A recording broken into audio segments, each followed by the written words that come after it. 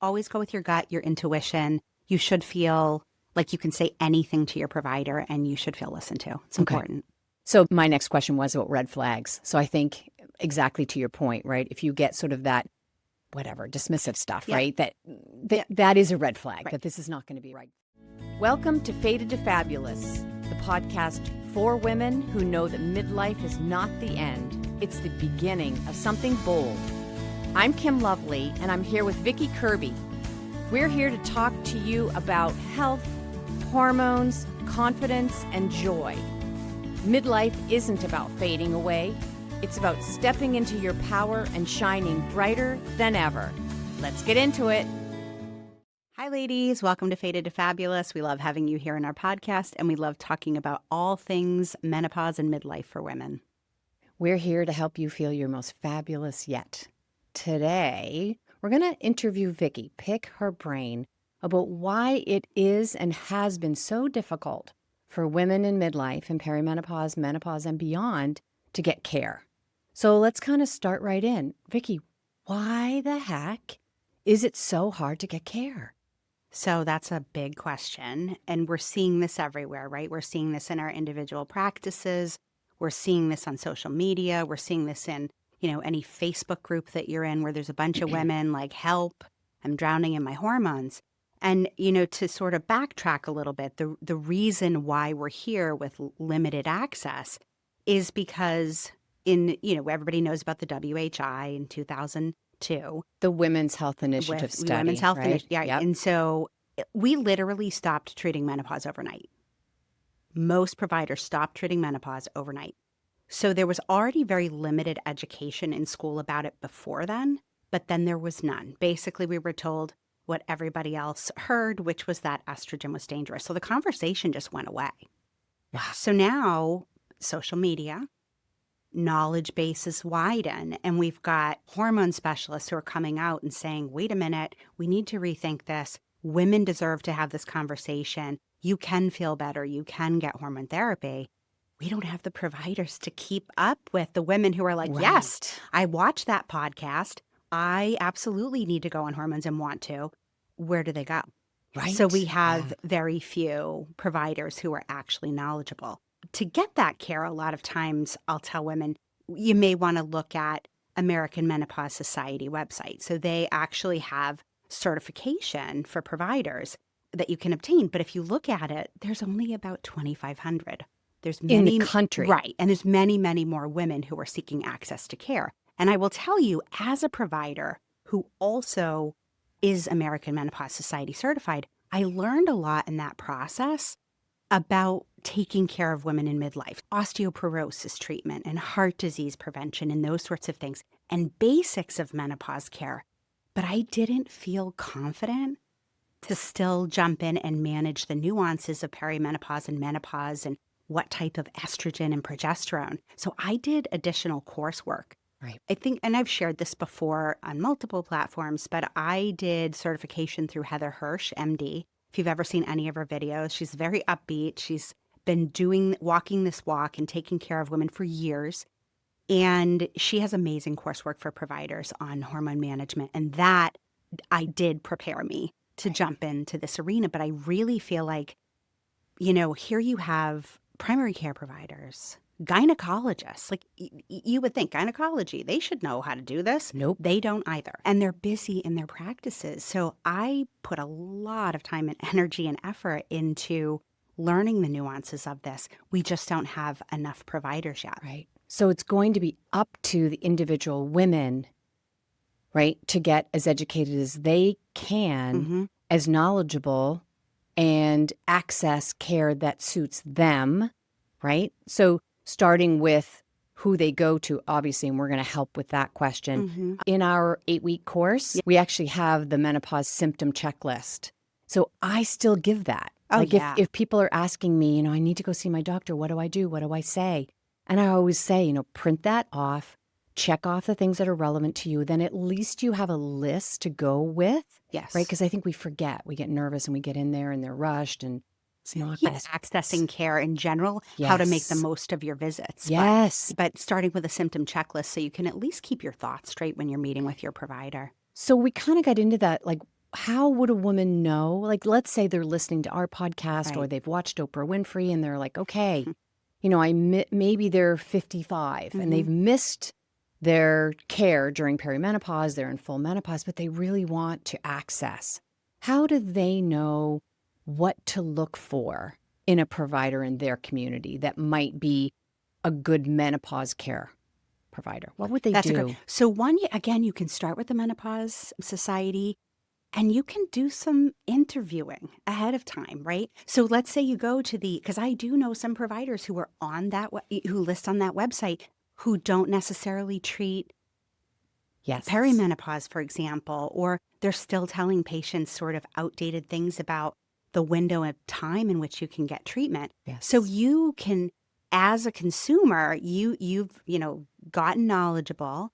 You have your symptom checklist. Maybe you found somebody on American Menopause Society website, and then you're going to call their office. You're going to ask some questions. So is this person routinely managing perimenopause as well as menopause? Yeah. Well, what Or about are the they 60-year-old? waiting until Yeah. the 12-month out? What is their cutoff or window? Do they have one for Yes. which they will not treat a woman? What are their methods of treatment, right? So that, because you're going to figure out what fits you. So you want to find out if this person is doing only pellets and injectables. It's a red Yeah, flag. that's a red flag. So Yeah. you're really going to want to explore that provider, maybe read some reviews as well, which I know, there's mixed Yeah. thoughts on that, but I think it can be really helpful. So if some woman felt really heard and listened to. Okay. So, I mean, we have this amazing practice, the two of us, and we are so lucky to be able to do the care that we do. We share clients, we co-treat. But what if someone came to see you? Yeah. What would that look like? And the reason I'm asking this question is because I know that visits with you are spectacular, right? But I want people to have an idea of what a good menopause care visit should look like. And I'm using that word should, and I know we're not supposed to, but in this case, women Yeah. deserve No, they do. a visit that is about them. So tell us kind of how a woman is treated when they're with you and how that Yeah. might be reflective of what they should expect. So because I have a private practice, I have the ability to make my own schedule. My initial consultations are an hour. That is not a typical expectation, especially if you're seeing somebody in a busy OB practice. So I may have a little bit of a different nuance, but the conversation about menopause and menopause care should look the same, provider to provider, in terms of leaving it feeling informed and leaving it feeling like you are doing shared decision making with that provider. So for me, when somebody comes in, the first thing I'm looking at is there a red flag? Is this a person who actually is a candidate in the first place for hormones, right? So I'm going to go through their family history, their personal history, all of the things. And then I'm going to feel them out to see, is this what they want? What are their goals for being there? Because my goals for them are that they're 75 years old playing pickleball and having sex with their partner, and still enjoying life and not breaking a hip and being frail. But what's their goal, right? Yeah. Is it those hot flashes? Is the spare tire that they hate? Is it that they don't want to be intimate anymore? What is it? Because that also can kind of determine where we go with their care. And then I'm going to go by their symptoms, because if someone tells me how they're feeling, I'm going to believe them. And that should be standard of care. So, so really there's a lot that you can tell. And yes, we can do labs as well, but there's a lot that you can tell just based on a woman and how she's feeling and what her periods are doing and all of those pieces. And then at the end of it, we review, these are your options, and there should be options. And these are the potential side effects, and these are the things that you might notice. And we're going to get into this more, but the perimenopausal versus postmenopausal visits tend to be a little bit different. Postmenopausal women, it's kind of like, this is the standard, here you are. Whereas sometimes perimenopause is a little bit more challenging, more of an art, more of a chasing puppies, kind of thing. Like, here we go, we're in all the directions. But finding the sweet spot. And so feeling like you have a provider that is going to do that history with you, include you in the decision making, and help you find that space where you really getting on top of your symptoms and not having a lot of side effects. Do you know what is coming straight at me when we're talking about this is the difference between good menopause care and lack of is treatment of the symptoms, right? So, I remember because I had poor menopause care. I'm past my journey and there was no care of my symptoms, right? I was presenting symptoms, but there was no symptom care. And I think when I have women in my office that I'm encouraging to see you, sometimes they'll say, well, my doctor said that there's no point because blood work's not going to be helpful or useful. Right. And I always say to them, Vicki doesn't treat blood work unless it's necessary. Right. She treats you, all of you, the symptoms that you're presenting, what's going on with you. That's very different. It was interesting because when I did get some decent care, it was with a nurse practitioner who really was looking more at my day-to-day life. And I think that's so important, right? It's huge. Yeah, that, it's so far beyond being gaslit. And women use that term all the time, right? Yeah. Being gaslit in medicine, and I do see it. But I also know that it's not because they have a bad PCP. Correct. Or not a great OBGYN. They're fantastic providers. They don't have the tools in their toolbox. They literally don't. So they're doing the best they can for these women, honestly, with here's an SSRI for your hot flashes and for your mood and your sleep. And here's some Neurontin. Like, they have some tools to help. But, again, that's where you got to really tease out who's got the menopause toolkit and who does not. Yeah. Okay. So the next thing I wanted to ask was, how do you know when a visit with a physician warrants you to go somewhere else, right? So let's say someone does their due diligence ahead of time, they have a visit, they leave with no treatment plan, no plan of action, but they feel kind of like, well, I've been with my doctor for years and, she delivered my babies and she knows me really well. Maybe she knows more than I do. But I ultimately didn't get what I wanted out of it. Yep. What do you do? So, and that happens all the time, right? So that's just really walking in. If you feel dismissed, if you feel you were patted on the back and basically being told, your labs are normal, you're good, Yeah. you know what I mean? Or you're just a busy mom, or this is just a season of life that's stressful, any of those things, then that's not somebody who's really going to meet your needs. Always go with your gut, your intuition. You should feel like you can say anything to your provider and you should feel listened to. It's important. So my next question was about red flags. So I think exactly to your point, right? If you get sort of that, dismissive stuff, right? That is a red flag, that this is not going to be a right. Feeling anybody saying to you, they only have like one type of hormone that they're using and it's thousands of dollars and an injectable of some sort is a red flag. And I think those are kind of the biggies. But yeah, anything where somebody isn't willing to have a conversation with you about giving you a prescription that you can go pick up at CVS that costs $8 versus doing a much more expensive version. Because there's a lot of people who have entered the menopause space because there's money making in it, right? And big population. Yeah. But basically, those are kind of the red flags we see and things to kind of run from immediately. So I'm going to close with a success story. Okay. And I think what it exemplifies is what good care can look like. So for her privacy, I won't give too many details, but she is over 60, found me via the husband conversation.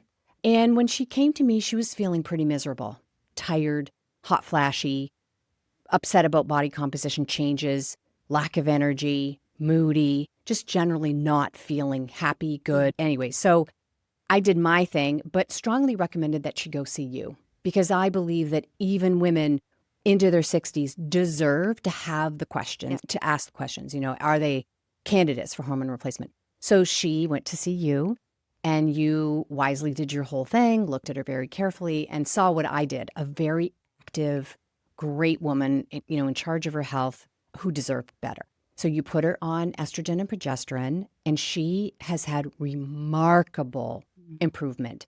She is no longer having hot flashes.